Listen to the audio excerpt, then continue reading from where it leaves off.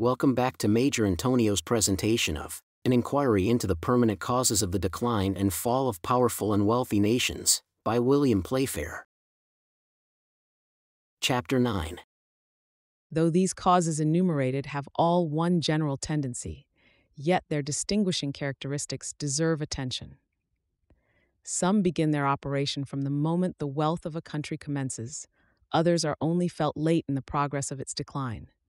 The effects of some may be diminished greatly, others may be prevented entirely, but in all cases the attention of government is necessary, and that before the operation of decline is actually commenced, for prevention and not remedy is what ought to be aimed at, besides which, when decline has once begun, governments are too feeble to be capable of any effectual regulations. To assist nature in every case where her operations are favorable to the enjoyment and happiness of men, and to counteract those that are unfavorable, is the business of individuals and of states. What the individual is unable to do should be done by those to whom the care of public affairs is given, by those who act for the benefit of all and in the name of all. From the first approaches of a state to wealth and greatness, we find that there are a combination of causes that begin to operate in promoting its decline. The first moving principle, necessity, is gradually done away, and with it flies industry, so that from one generation to another, both the moral and physical man becomes changed, till he is unable to sustain the weight that he has raised. And at last, he is crushed by the decent of the ponderous mass. While a gradual progress destroys that industry, from which all wealth springs, other causes act to remove or misapply the labor that is left, while others again are putting capital to flight or leading to a misapplication of it. Last of all come discord and war, the most universal cause of all those that tend to depopulate a country and to diminish as well as degrade the inhabitants, thus giving durability to misfortune and rendering hopeless the fate of a fallen nation. Amongst all the causes of decline, one alone is found that has a double effect and counteracts in one direction what it promotes in another. This is taxation, a very certain cause of ruin if carried too far, and always dangerous, but for a length of time having a very powerful effect in repressing the progress of luxury, in continuing the action of necessity, the mother of industry, and in preventing that species of consumption that lays the foundation for the depopulation of a country. From this, it would seem to be almost as dangerous to take off the burthens that have been laid upon a people as to lay them on with too heavy a hand. There is not any example worth noticing of such a case. Therefore, it must stand on its own ground. History informs us nothing on the subject. The supposed case would be thus: that a nation should rise to a high pitch of wealth by industry, and support a heavy load of taxes, still increasing in wealth, and superior to most other nations. We are to suppose the load of taxes greatly diminished, and then to investigate the consequences. Perhaps this is an useless hypothesis. The case never has been, and perhaps never will be, but still it is at least a possible case. It is a matter of curiosity at least, if it is not one of utility, and I have a great example to plead as my apology. Dr. Adam Smith amused himself in his inquiry into the causes of the wealth of nations in a similar manner by a hypothesis concerning the taxation of the British colonies. Supposing the pressure of necessity were to be suddenly taken away, those whose income is regulated by their efforts would relax in exertion. That is to say, the productive laborers of the country would relax, while those whose incomes are fixed, that is principally the unproductive laborers, and would become comparatively more opulent, and their luxury would increase. This is in effect very different from what the public expects. The most useful class would gain little or nothing, while the drones of society would find their wealth greatly augmented, which would be one of the most unfortunate effects that could well be conceived, and might very soon bring about a very serious and disagreeable event. In the course of investigating the national debt of England, in the fourth book, it will be necessary to examine this at length, but there it will be attended with another circumstance, not one of general consideration. As national debt is not any general or necessary appendage to a government, namely the letting loose a great moneyed capital which must either be employed here or it will seek employment in another country, which may rise on the ruin of this. In considering the reduction of taxes that have been long-standing and have risen to a great amount, there is certainly reason to fear evil consequences, though this is no argument in favor of taxation. On the contrary, it is a reason for avoiding it, for it is in all cases dangerous to do what it will be attended with danger to undo. Though the precise case of taxes being done away may never come before us, there is, at this time, an operation going on that is nearly similar, and the result of which will soon be known. The French people were loaded with nearly 25 million sterling annually to the church, and they do not now pay 3. This, indeed, was partly in taxes and part in church lands. They have also got rid of a great deal of rent by the sale of emigrant estates.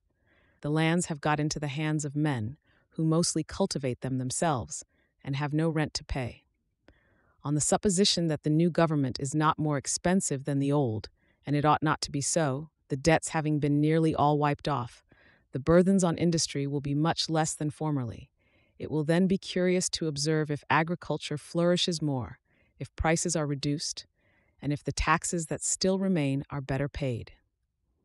There are, indeed, many concomitant circumstances that will tend to derange the experiment or render the conclusion uncertain, but still it is an interesting and a great event and will be worth attentive observation.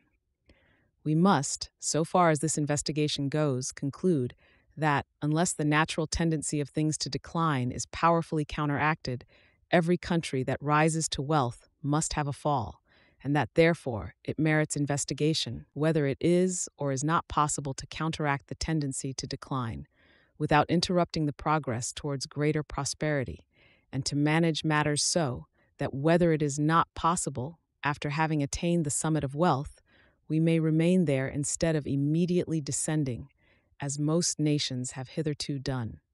From individuals, the exertion necessary is not to be expected, but it may be looked for from the government of a country, which, though composed of individuals, the succession of persons is differently carried on. It is not from age to age, and from an old father to a young son, but from men in the vigor of life to men in the vigor of life, who, while they are occupied in public affairs, may be considered, with respect to whatever is to be done for the good of the nation, for its prosperity, defense, or protection, as animated with the same spirit without any interruption. With respect to the interior causes of decline, they may be counteracted always, with more or less effect, by a proper system of government. In the latter portion of this work, we shall endeavor to show how that may be attempted with safety, if not accomplished with full success.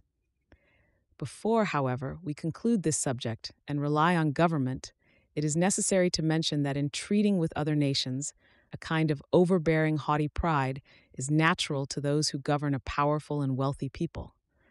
In that case, they act as individuals and are not to be trusted, and the less so that a nation of proud, pampered citizens is but too apt to applaud insolence in those who govern them.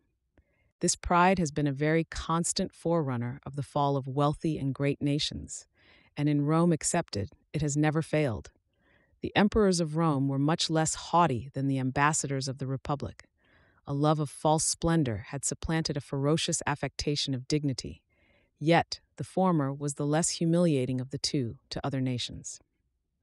While the rulers of wealthy nations are apt to act haughtily to others, they are liable to fall into another error, in mistaking the strength of their own people and loading them too heavily, trusting too much both to their internal energy and external force. As the near observers of the inability of the people are generally afraid to carry unwelcome tidings to their superior, and if they did, as he is seldom inclined to give credit to unwelcome news, the ruin of a nation has probably made a very considerable progress before he, whose business it is to put a stop to it, is aware of the danger. The continual clamor that is made about every new burthen that is laid on, and the cry of ruin, which perpetually is sounded in the ears of a minister, and of those who execute his orders, are some excuses for their not attending to them. But the consequence is not the less fatal to the nation on that account. A nation that is feeble has at least the advantage of knowing it, and is not insensible if she receives a wound. But the government of a powerful nation is like the pilot of a ship who navigates in a sea, the depth of which he cannot sound, and who spreads all his sails. If he strikes upon a rock, his ship is dashed to pieces in a moment. The other, sailing amongst shallows and sands, proceeds with caution, avoids them if possible, and if she touches, it is so gently that even her feeble frame is scarcely injured. The rulers of nations appear, in general, not to be aware of the evil that arises from the government. They have to manage becoming too unwieldy or too complicated. In either case, a check, though but of short duration, is irretrievable. This is a great oversight, and at least greatly augments the chances against the durability of a government. In proportion as the machine is unmanageable and complex, the embarrassment of those who have the conduct of it will be great, and the enemies will be proportionately bold and audacious. In all such conflicts, much depends on the spirit of the combatants, and more still on that of those who at first are lookers-on, who act in consequence of the opinion they have of the force or feebleness of either party. The tendency that a nation has to decline is not, then, in general, counteracted by the government, but on the contrary is pushed on by it and precipitated into the gulf. No wonder, then, that the career is rapid and the fall irretrievable. It is, nevertheless, to the government, and to it alone, that we must look for that counteracting force that is to stay the general current. Individuals can only look to their own conduct, and they neither can be expected to have time nor inclination to study the public welfare, and even if they had, they would want the means. Government can never be better employed than in counteracting this tendency to decay. It has the means, and is but performing its duty in doing so. The previous step to all this, however, is a knowledge of what is to be done, a full sense of the necessity of doing it, and a disposition to submit to the regimen necessary. For this purpose, both the government and the people must give up something. The people must allow government to interfere in the education of children, and in that, give up a little of their liberty. And those who govern must attend to many things which are generally neglected. To do the routine business of the day is the occupation of most of the governments of Europe, whether in war or at peace. They therefore habitually become agents of necessity, and what can be procrastinated is never done. That is to say, what is good is very seldom done, and what is necessary to prevent immediate evil is always the chief, and sometimes the only, occupation. There are some men in the world who prosper merely because they look beforehand and conduct their affairs. There are others who, with equal industry and much more trouble and care, are always a little behind and allow their affairs to conduct them. Such men never succeed, and, if they can keep off the extreme of misfortune, it is all that is to be expected. Most governments in wealthy nations are like those latter species of individuals. They do not conduct their affairs, but are conducted by them, and think they succeed when the necessary business of the day is done. This listlessness must be done away, and though the governments of countries that are wealthy have no occasion, like Peter the Great or the founders of new states, to create new institutions and eternally try to ameliorate, they ought to be very carefully and constantly employed in preventing those good things that they enjoy from escaping their grasp, so far as it depends upon interior arrangement. Exterior causes are not within their power to regulate. Therefore, they should be the more attentive to those that are. And though exterior causes are out of their dominion, yet sometimes by wise interior regulations, the evil effects of exterior ones may be prevented. Nothing of all this can be done, however, until the government rises above the routine business of the day, and until all the necessary and pressing business is got over. The first thing, then, for a government is to extricate itself from the situation of one who struggles with necessity, after which, but not before, it may study what is beneficial and of permanent utility. So far, it would appear all nations are situated alike with regard to the general tendency to decay, and so far all of them may be guided by general rules.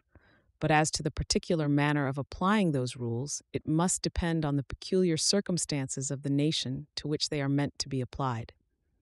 In general, revenue has become the great object with modern nations, and as their rulers have not ventured to tax the necessaries of the people to any high degree, but have laid their vices, rather than their wants, under contribution, the revenue system, as it may be called, tends to make a government encourage expensive vice, by which it profits, and check innocent enjoyment, by which it has nothing to gain. This is a terrible, but it is a very prevalent system. It is immoral, inhuman, and impolitic. So far as this goes, a government, instead of checking, accelerates the decline of a people. But as this is not a natural cause of decline, as it is not universal or necessary, it is to be considered with due regard to particular circumstances. In general, we may say that in place of inviting the lower classes to pass their time in drinking, by the innumerable receptacles that there are for those who are addicted to that vice, every impediment should be put in the way. Drinking is a vice, the disposition to which grows with its gratification. Most other avocations, for drinking in moderation is only such, have no tendency of the sort. Those enjoyments which have a tendency to degenerate into vice should be kept under some check. Those which have no such tendency ought to be encouraged, for where the main and general mass of the population of a country is corrupted, it is impossible to prevent its decline. If it remains uncorrupted, the matter is very easy, or, more properly, it may be said that prosperity is the natural consequence. Manners will always be found of more consequence than laws, and they depend in a great measure on the wise regulations of government in every country. Not only do most governments profit by laying the vices of the people under contribution, but, as revenue is, by a very false rule, taken as a criterion from which the prosperity of a nation may be estimated, the very evil that brings on decay serves to disguise its approach. A nation may be irretrievably undone before it is perceived that it has any tendency to decline. It is therefore unwise for governments to wait till they see the effects of decay, and then to hope to counteract them. They must look beforehand and prevent, otherwise all their exertions will prove ineffectual. Chapter 10. The external causes of the decline of nations are much more simple in themselves than the internal ones, besides which, their action is more visible. The way of operation is such as to excite attention, and has made them thought more worthy of being recorded. The origin of envy and enmity are the same. The possession of what is desirable, in a superior degree, is the cause of envy. That occasions injurious and unjust proceedings, and enmity is the consequence. Though both originated in the same feeling at first, they assume distinct characteristics in the course of time. The desire of possession in order to enjoy is the cause of enmity and envy, and all the crimes of nations and of individuals have the same common origin. It follows, as a natural consequence, arising from this state of things, that those nations which enjoyed a superior degree of wealth became the objects of the envy of others.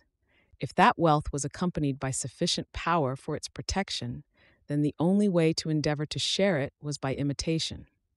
But if the wealth was found unprotected, then conquest or violence was always considered as the most ready way of obtaining possession. The wandering Arabs, who are the only nations that profess robbery at the present day, by land, follow still the same maxim with regard to those whose wealth they mean to enjoy.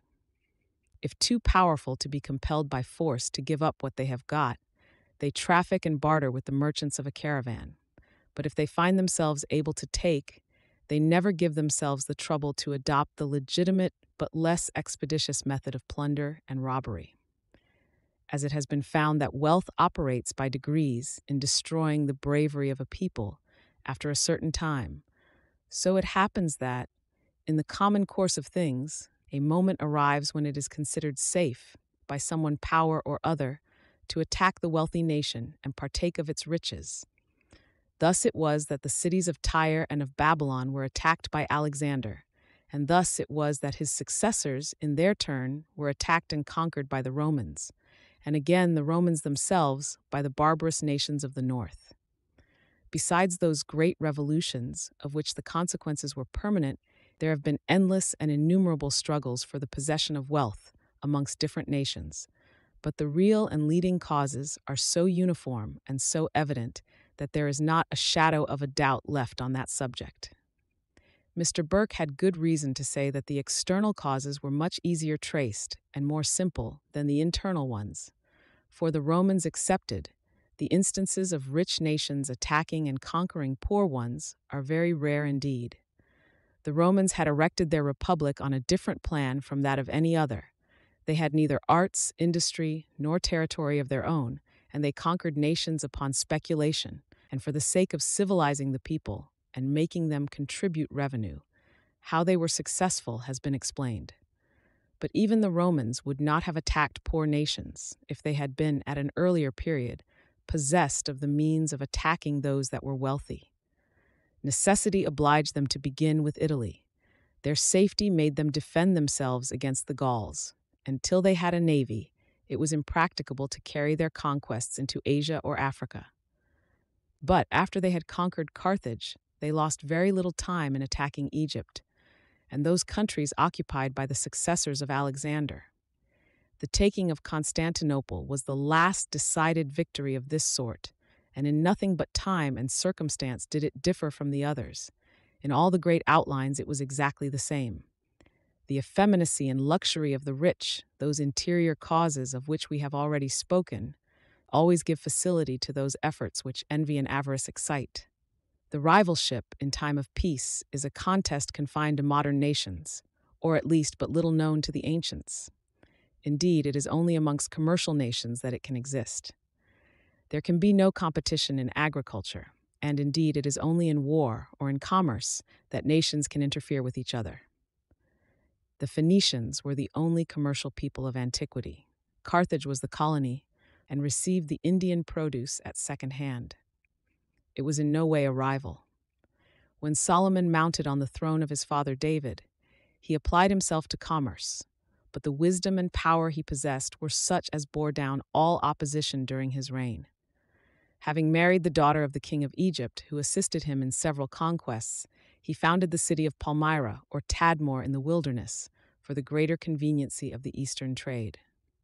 The king of Tyre was his ally, but he was so, most probably, from necessity, for the alliance was very unnatural. And soon after the death of Solomon, the Tyrians excited the king of Babylon to destroy Jerusalem, so that if there had been in ancient times more people concerned in commerce, there is no doubt there would likewise have been more envy and rivalry. The cities of Italy, the Dutch, the Flemish, the English, and the French have been incessantly struggling to supplant each other in manufactures and commerce, and the war of custom house duties and drawbacks has become very active and formidable. This modern species of warfare is not only less bloody, but the object is more legitimate, and the consequences neither so sudden nor so fatal as open force. To which is to be added that if a nation will but determine to be industrious, it never can be greatly injured.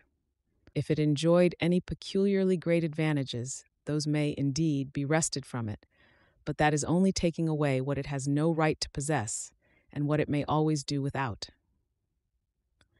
The intention of this inquiry is not to discover a method by which a nation may engross the trade that ought to belong to others. It is only to enable it, by industry and other means, to guard against the approaches of adversity, which tend to sink it far below its level, thereby making way for the elevation of some other nation on the ruins of its greatness. As in the interior causes of decline, we have traced the most part to the manners and habits of the people, so in the exterior causes, it will be found that much depends upon the conduct of the government. This concludes today's reading of an inquiry into the permanent causes of the decline and fall of powerful and wealthy nations, by William Playfair. Join us also the day after tomorrow for the subsequent part. Subscribe to Major Intonio's channel. Thank you for listening, and so long.